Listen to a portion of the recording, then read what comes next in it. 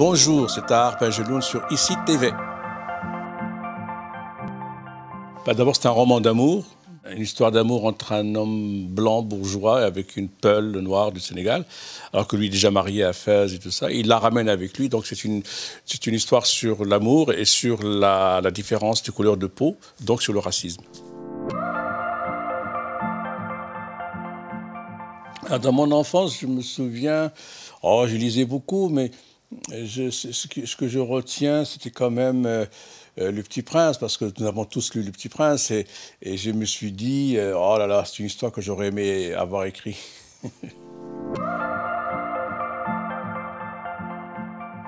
En tant que membre de l'Académie Goncourt, on a le message à passer, c'est de choisir un bon livre chaque année pour le maximum de lecteurs possible.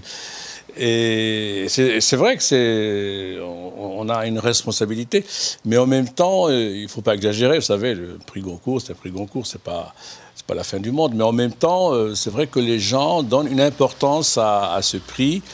Qu'on l'ait reçu ou qu'on le donne, ça quand même, c'est le seul pays au monde où un prix littéraire a cette importance, a cette très grande couverture médiatique dans le monde entier. Il n'y a aucun pays au monde qui a ça. C'est la spécialité de la France, ce qui est formidable.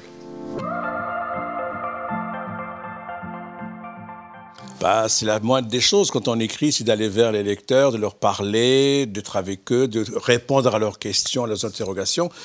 Je trouve que ça, c'est très important parce que j'aime pas du tout l'expression assez malheureuse. Ils disent, vous faites du service après-vente. Non, on ne fait pas un service après-vente. Au contraire, on va présenter le travail qu'on a fait et on va essayer de convaincre les gens pour qu'ils vous lisent et qu'ils continuent à vous lire et vous faire confiance. Donc, le contact est très important. Moi, j'aurais tellement aimé, quand j'étais très jeune, d'avoir la visite d'Albert Camus ou de Sartre ou de René Char. Non, ils sont pas venus à Tanger me voir et je suis désolé. Alors, le samedi 11 juin, je compte sur vous à Issy-les-Moulineaux parce qu'il y a un salon du livre formidable où vous allez avoir plein d'écrivains de toutes catégories qui sont là pour parler avec vous, pour signer leurs livres et pour établir un contact. Alors, je vous attends le samedi 11 juin à Issy-les-Moulineaux.